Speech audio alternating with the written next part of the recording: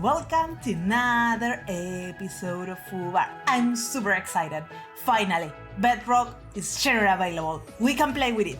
In this video, we are going to see what is Bedrock, very on top because there is so many videos about it. But the interesting part that I want to show you is how you can connect Bedrock to your Lambda functions. So let's get started. So let's start by what is Bedrock. Amazon Bedrock has been announced in preview in April, and a few days ago it has been made general available. That means that everybody can use it. However, it's only available in a few regions and with some limitations. We'll talk about those later, but now you can start building your applications. So the idea of Bedrock is that allows you to use foundational models for generative AI, totally managed. So it's the serverless generative AI service, and I'm so excited about it. I'm not a machine learning expert, so for me, SageMaker is cool, but it's too complicated. Bedrock is that thing I was looking for months. Now we can build our applications and use Bedrock from an API perspective and get all the magic of generative AI in our applications. There is a few foundational models that are coming with Bedrock, so you can work with text and with images, and more will be added in the future, so this is just the beginning. So let's go to the console and see a little bit of Bedrock in action. As I said, Bedrock is available in 2 regions. It's in North Virginia, US East 1, and it seems that now it's in Ohio, Oregon, Singapore, and nothing else. So let's go with Virginia because I'm there already. And when you open from the console, you type Bedrock, it will take you here. So we can get started, but to get started with Bedrock, the first thing you need to do is to get access to the foundational models. So you are going to go to Model Access, and then here you're going to select all the ones that you want to have access to. Edit, and boom, you select them all. So now I have Claude available, and you will see that more models get available all the time. So this means that now your account has access to those models based on IAM permission. So you just save the changes, and that will now grant me access to Claude that I didn't have it before. You can see here what is the different modality, text, embedding, or images, and you can see from the different companies that are providing the models what exact models you have available. So that's something to get started. After we get started, if you like to play with this, totally recommended. You can go to the chat and you can pick a model. For example, we can pick any model, and then you can start saying, for example, what is the color of the sky? I don't know. And it will answer something. The sky is typically blue. And why is the sky that color? And you have been using these chats forever. You know how this works. Then we have the image one, and I like this one a lot. It's using stable diffusion, and you can say, give me an image that portrays a cat in space wearing a bikini. I don't know. Let's see what it comes.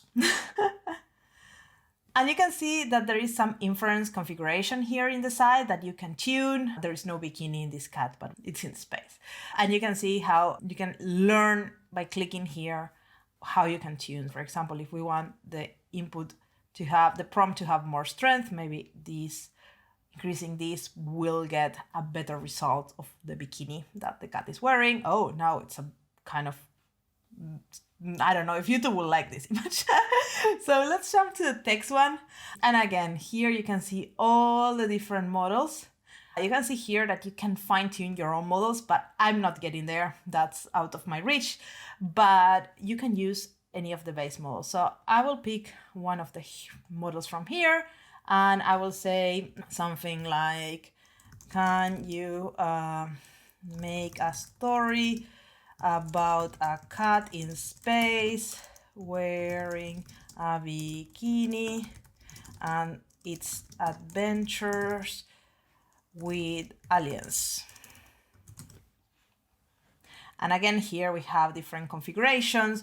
This makes the randomness and the length of the response. So here you can see that the response is trim. So we can increase this to 2000 tokens.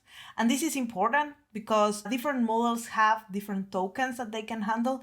And you can see, for example, here that says Jumbo, Grande, and Large support this amount of tokens, and other models this amount of tokens. So this is something you need to have in mind when working with these models as an API. You can see now that the story is a little bit longer. Once upon a time, in a distant galaxy, there was a cat named Luna, blah, blah, blah.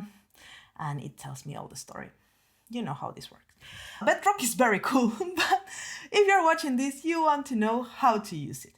So Bedrock, as I said, it comes with support for embedding it into your applications as an API. So when you go to the documentation of Bedrock, you can see the different APIs operations that are available for you. You can list all the models, you can get information about the models, you can run an inference.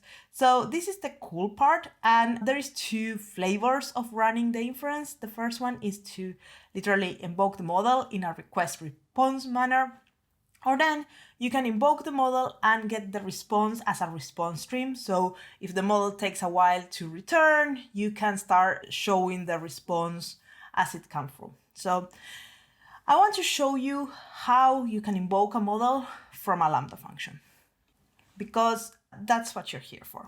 So let's go to the code. And again, the code is available in GitHub for you to check it out if you want. We are going to use some, but you could use CDK, you can use anything you want. Important things here.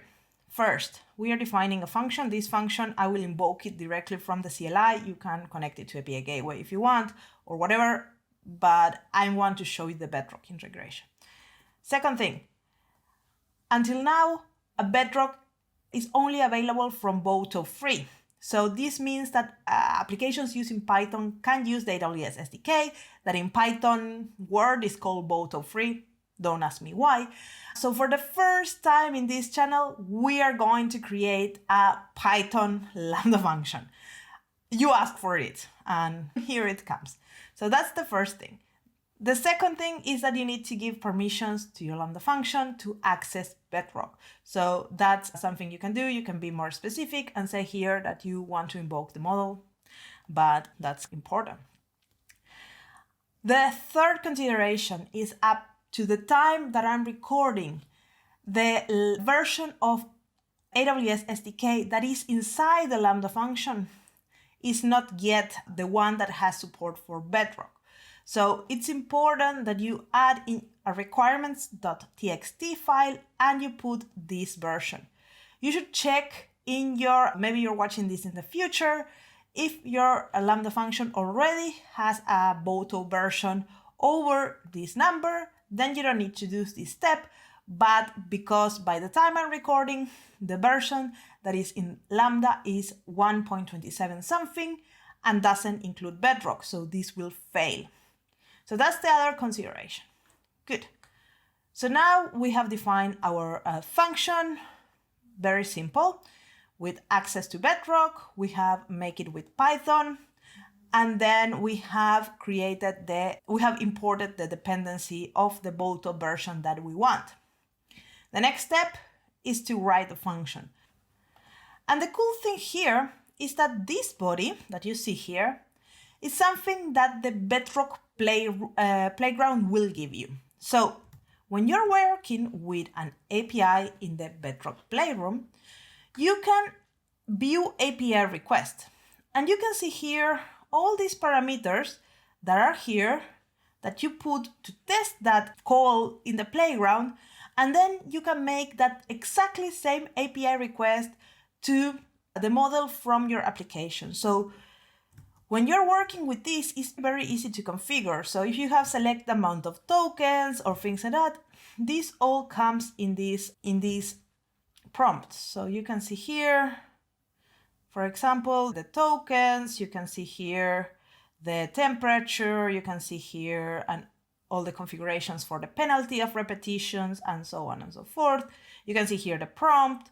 You can see here the name of the model that you will need here. So all of this is very important, and you can see that the 4 parts, body, model ID, accept, and content type that we have here are exactly as well in the call to the API. So this is really good because you don't need to start digging in the documentation on how to call this particular model, because that's another caveat.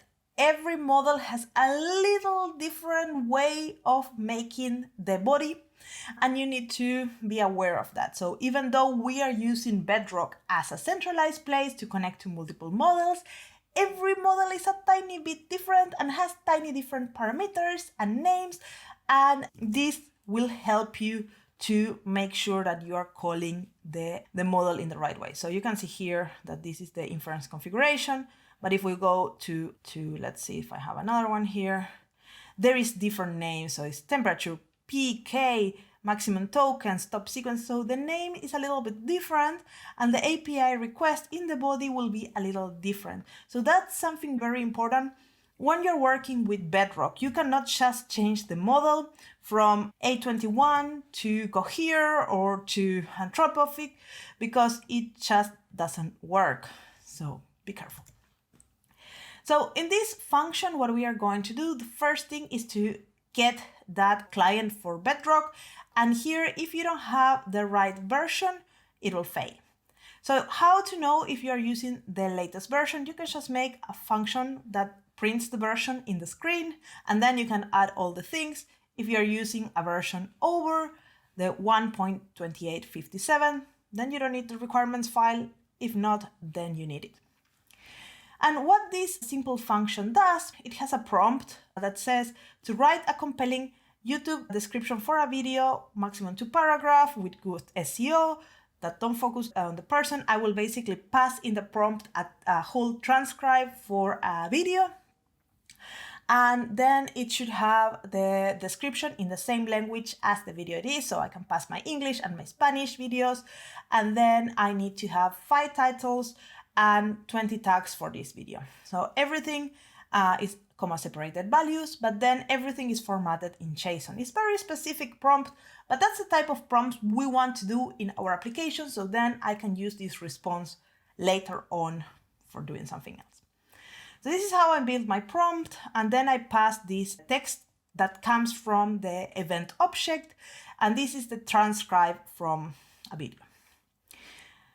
I build the body, and then I make an invoke to that particular model. I pass the body, I pass the model ID, I pass the accept, and the content type. And then I get something back, and then basically I print it in screen and return it to whoever wants to hear about it. So it's a very simple function, but this will enable you to do whatever you want. So let's invoke it. I have the invoke here. So let's bring it. And you can see here, I invoke it in the region with the function name. And then make sure that you have this so it doesn't complain about base 64. I'm passing an event.json in the payload, and this is just basically transcript of a video. So you can see that is quite a long thing, but that's my event file.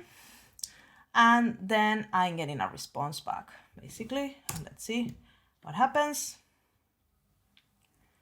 This takes a little bit to run, and now it has finished running, and we can see in the response file just not well parsed. I'm not a proficient in Python, but you can see here that this is JSON, it has description, API Gateway is a fully managed service that makes it simple for developers to create, publish, and maintain APIs at scale. In this video, I cover API Gateway, what it does, and when you should use it. Let's get started. Let's get started is extra. Titles, introduction to API Gateway, how API Gateway works. So I asked for 5 titles, API Gateway for developers, build your first API, blah, blah, blah.